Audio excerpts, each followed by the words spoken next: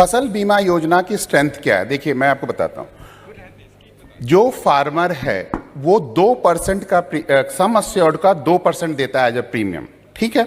इसका मतलब है कि अगर 100 रुपए वो इन्वेस्ट करता है और 100 रुपए का उसका सम अस्योर्ड है, तो इसका मतलब है वो एज अ प्रीमियम सिर्फ 2 रुपए दे रहा है। अगर वो 50 साल तक 2 रुपए देता रहता है तो वो 100 रुपए दिया होगा, और ये उम्मीद में कि कभी ना कभी मुझे वो 100 रुपया एज अ क्लेम मिलेगा वापस, ठीक है।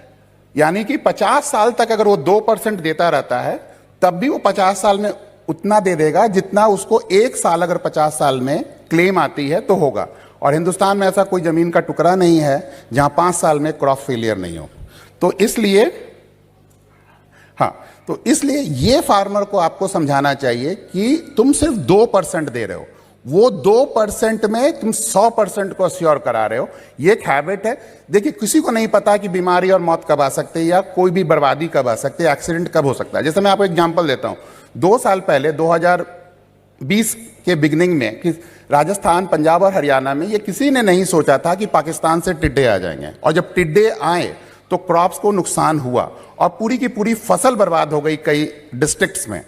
तो वो किसी को नहीं पता था। अगर सारे लोग अगर 2% लगाए होते तो उनको वो जो मुआवजा मिलना चाहिए था उनके क्रॉप का वो उनको मिल चुका होता। यानी 2 रुपए लगा के आप 100 रुपए को सिक्योर कर सकते हैं।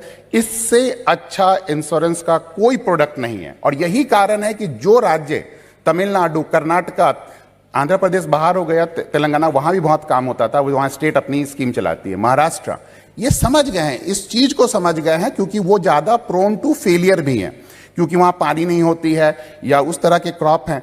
तो इसलिए वहां के लोग इस चीज को, समझदारी को समझ गए। ये शायद हमें अपने इलाके में जो नॉर्दर्न प्लेन्स है, जहां पर हमें बहुत उपजाऊ जमीन है, हमारे क्रॉप्स भी ऐसे हैं जो फेलियर के लिए नहीं है उस तरह से। अगर बिहार में बाढ़ भी आती है, बिहार वैसे भी पीएमएफबीवाई में नहीं है, लेकिन उस बाढ़ में भी वो धान और मछली उगाता है, तो वो एक अलग चीज है। लेकिन कई ऐसे जगह पे क्रॉप इंश्योरेंस इतने कम प्रीमियम में इतना बड़ा रिस्क कवरेज कहीं नहीं होता है।